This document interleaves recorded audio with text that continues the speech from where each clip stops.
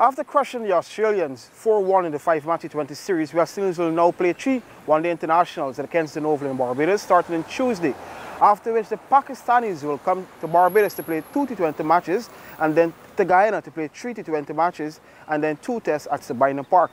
With me to quickly review the 5-match T20 series in St. Lucia and how those 3 one-day internationals will shape up is John Ramsingh, a commentator in Guyana and a very cricket-loving fan.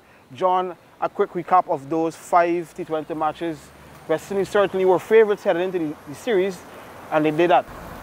As champions, Akeem, you need to show why they call you champions. And West Indies still have that title, winning that the last T20 World Cup in India.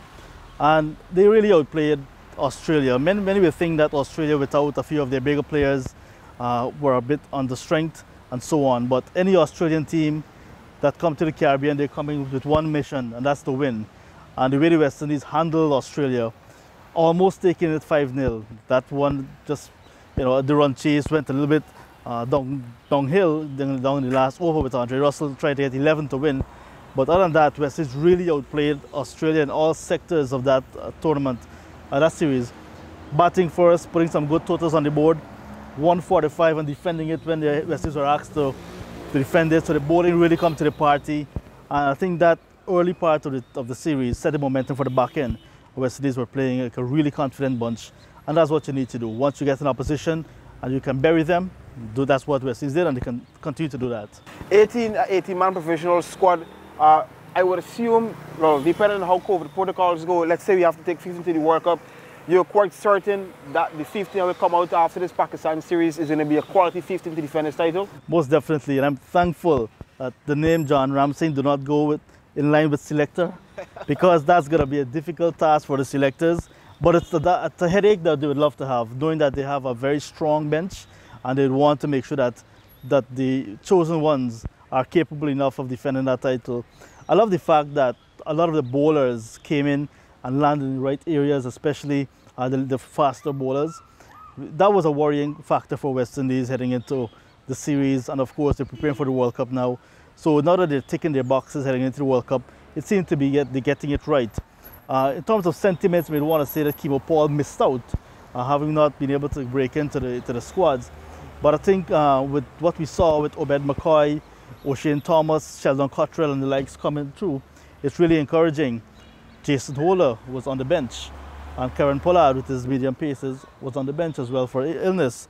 But when we look at it in totality, the West Indies, the selectors have some headache that they can actually be happy with. Yeah, looking ahead to the 3 one-days in Barbados, it starts on Tuesday. It's a different format. The Aussies are still missing a lot of their mainstay in terms of the batting. Do you still believe West Indies can still call themselves as favourites? They came off a 3-0 sweep against Sri Lanka. They will be buoyed about that fact. Yeah, I think confidence is with West Indies as well. And a majority of cricket is played mentally. So they want to work with that kind of confidence and go into Barbados. Similar conditions to Darren Sammy Cricket Ground in St. Lucia. And the only major difference, I would say, is the format. 50 overs, longer period to assess and to get your games right.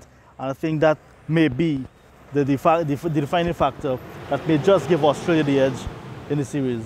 Just a quick series result? I think Australia 2-1. Australia 2-1. Yeah.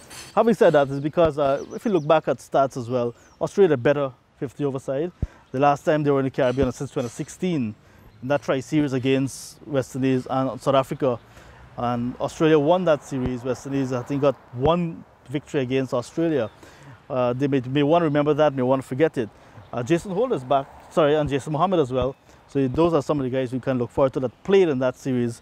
But if you look at series results, with everything being equal, Australia should be, in my opinion, 2-1. You heard it from John Ramsingh. Remember, the first match in the 3-match ODI series starts on Tuesday at 14:30 at the Kingston Oval.